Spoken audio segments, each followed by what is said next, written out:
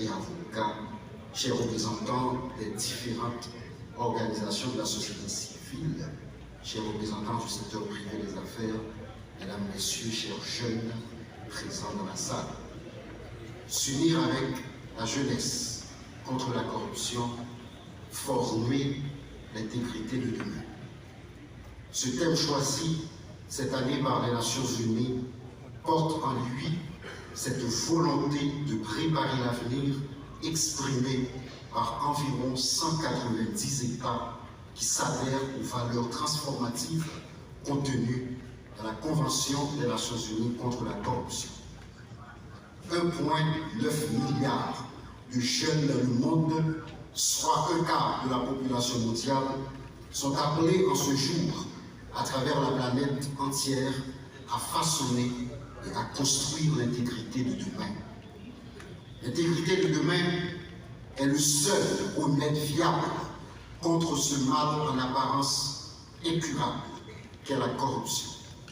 L'intégrité de demain est l'antidote de ce virus qui divise, qui déshumanise, polarise et assassine toutes les chances d'épanouissement des générations futures, en sanctuarisant le mal de la corruption.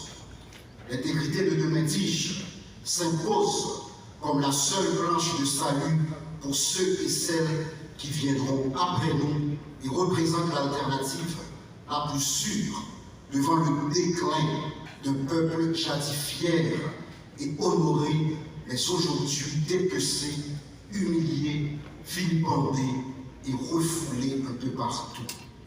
Cette intégrité de demain dont je parle bannira les inégalités profondes causées par les fonds massivement détournés, par les opportunités publiques injustement, inéquitablement et illégalement distribuées, sinon capturées.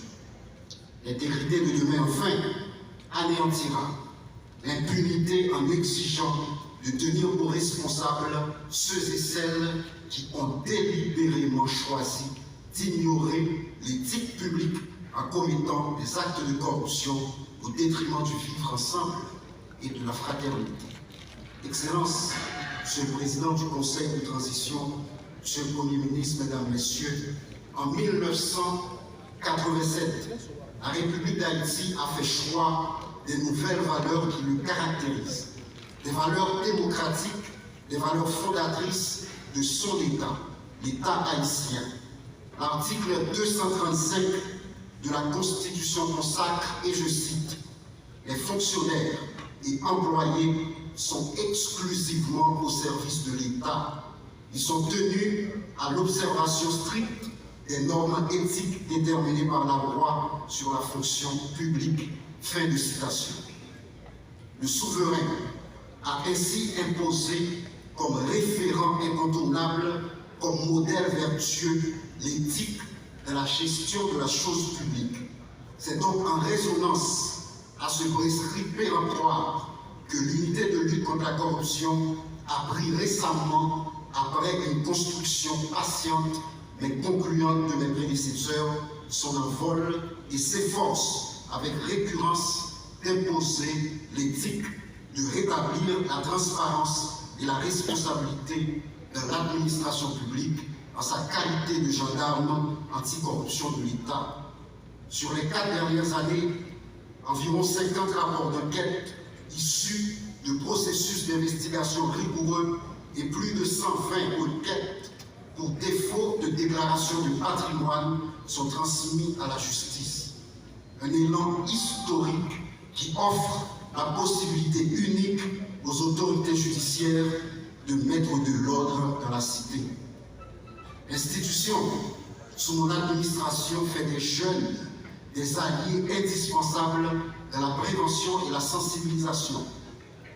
Nos initiatives innovantes et impactantes, telles que la mise en place des clubs d'intégrité dans les écoles publiques et privées, le guide anticorruption pour les jeunes en Haïti, traduisent cette compréhension de contenir le fléau par une approche holistique pour des résultats durables.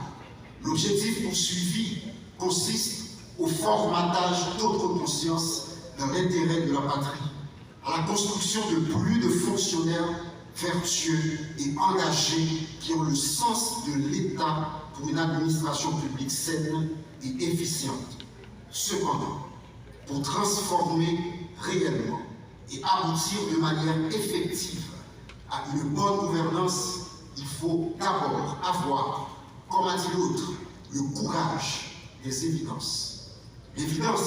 Nos évidences haïtiennes sur cet aspect sont crispantes et pour le moins désolantes.